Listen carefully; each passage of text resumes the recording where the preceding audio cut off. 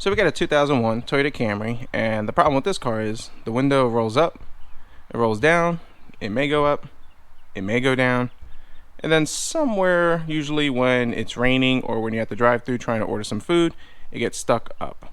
And then, yeah, bad day, not fun. So typically there's a couple of ways to test this. We could go over the scientific ways to do it, or we could just go over the more obvious ways.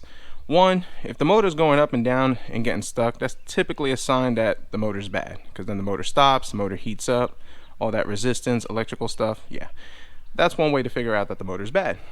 The other way is that you'll hear the motor and the window doesn't do anything. Usually that means the window came off the track. If it's not going up or down at all and you don't hear anything, there's usually a good chance that either the motor's dead, or you have a bad fuse, or you have a bad switch. Well, in this case, because we know the motor goes up and down, we know it's not the switch, and because we don't hear the motor when it stops, we know it's the motor's heating up. And if you heard the motor and this was not doing anything, then, well, you know there's something wrong with the track. So we're gonna take this door panel apart, swap this out real quick. Got the part from the eBay because, well, it was cheaper and it should get us by for now. So what you're gonna have to do is take the screw off, pop this cover off. This is very fun because this thing likes to break. This comes out. There's some screws on the bottom over here. This comes out over here. This pops right up. You take off the cables, and then you got your little tab over here, which you pop that in, and then that will pop right out. So it's pretty easy. Once you take all that out, we have access to the guts and the glory and everything. Good tool I always recommend is a pry tool, plastic, so you don't damage or break your stuff. You can use a flathead screwdriver, but you're gonna leave marks and nicks, and that's not a good thing. So let me take this panel off, and then we'll take a look at what we do next.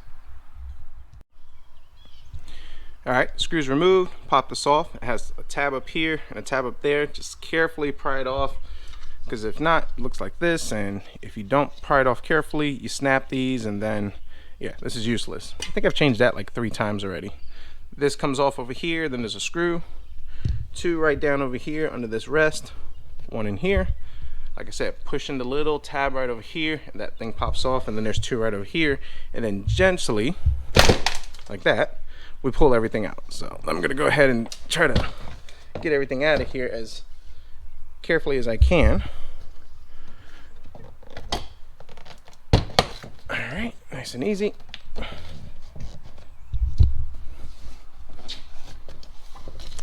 And the thing is, do not force anything. You start forcing things, then yeah, that's how you break things. So what I'm actually going to do is I'm actually going to go ahead and do this off camera with both hands, and then we'll come right back.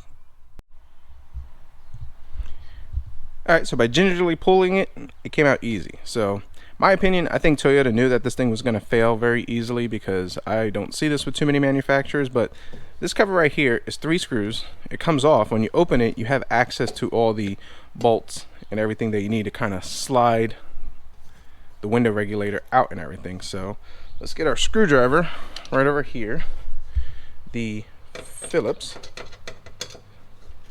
Let's get this thing out.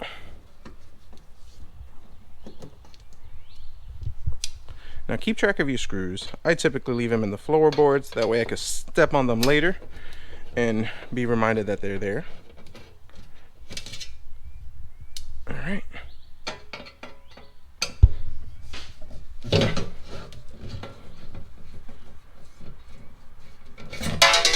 Ouch. All right, all 3 are out. So now what we do is we pull this back very carefully. You don't want to break this, because this barrier over here is kind of important. I mean, typically I'll reuse garbage bags or something like that, but we're going to pull this back up, and then we'll talk about lowering the window and getting access to everything we need. So once you kind of pull this thing up, just kind of tape it somewhere. Don't tape it to the window, because you need the window to come up and down. So when you roll it down, you got a bolt over here, and you got access to this bolt over here. So you need to take these 2 bolts off, and then after you take these 2 bolts off, we're going to roll the window back up, kind of tape the window to the door right over here, and then all these nice shiny little gold bolts that hold this window assembly in place, they come out, and then we slide it out through here. So in theory it looks real easy, but as things go, it probably won't work as it should. So let's figure out what size these bolts are. Let's take them out and we'll give it a shot. Alright, so you don't have to take the speaker off, but I recommend it because it kind of gives you access to help guide this. You take off all the bolts along here because they're the only like golden color bolts. Once you take them out, make sure you unplug the connector right over here, and it looks something like this. And once you do that, this thing, you kind of wiggle it out and she should fish right out. And now we have our prize. And this, my friends, is the reason why these windows get stuck going up and down. And it's funny because I needed the window to go up and down, and then it starts acting up. So now that we have this done, let's slide this out of here and let's get our new part. Alright, so like any project that you work on, things always go south. So when I was putting in the old bracket assembly over here, I hit the automatic button and it just bent everything. So while I was putting the new one in, it bent everything. So now I have the old one. Playing with this, the motor is bad. After going up and down a few times, this thing just, it stops working. So we know our motor is bad. This motor is good, but the difference is that it has this little piece over here that's kind of sticking out, and this one don't have it. So I'm wondering if we can make this work by just kind of grinding this off and seeing if it works. Now I could drill this out on the old bracket, but this bracket's really good. It's beefier and a lot better. So I'm thinking if we drill this out a little bit, I'm thinking that if we grind this out, it should clear and we should have it. So at this point, either I'm gonna have to buy one for another $30–40, or I can easily just grind this out and make this work. So I have nothing to lose at this point. If I damage this, I'm gonna have to buy one either way. So let's try to grind this out with the grinder and let's see if it works.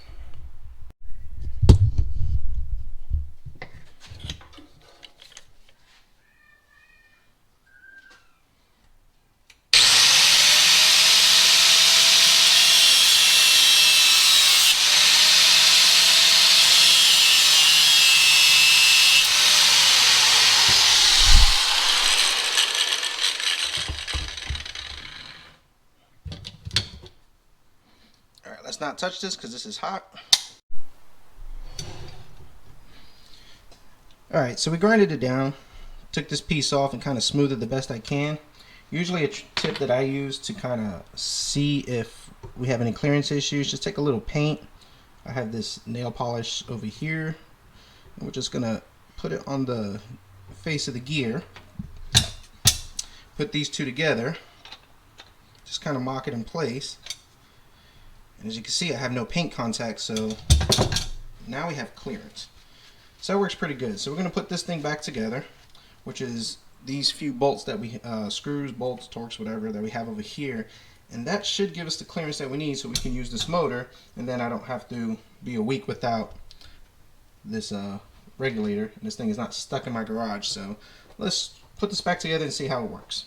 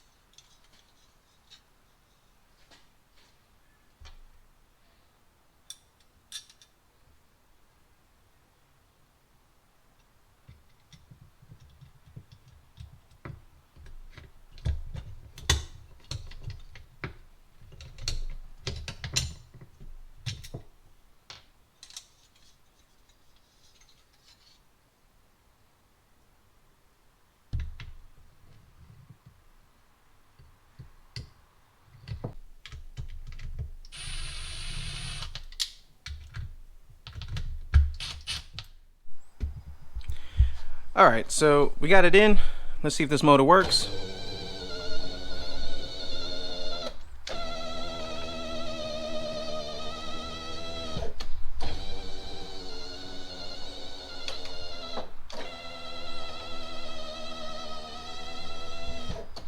Alright, not too bad. Pretty easy for the most part. Ran into the issue. Make sure that when you test this that everything's lined up. I bent the mess out of the new bracket, but I was able to take that motor, grind out some of the edges, and we were able to make the new motor work on the old bracket, which the old bracket's a lot better anyways. It has these clips that hold it in place, and I have found that when you use cheap brackets, there's a lot of flexing and all that stuff, so this works out actually a lot better. That's pretty much it. I mean, installation is the reverse, so you slide it in, make sure this dowel and this dowels and all these pop in, screw it in, and then the biggest key that you need to remember is that there's I think there's like a greenish bracket over here, and then over here there's an orange one right over here.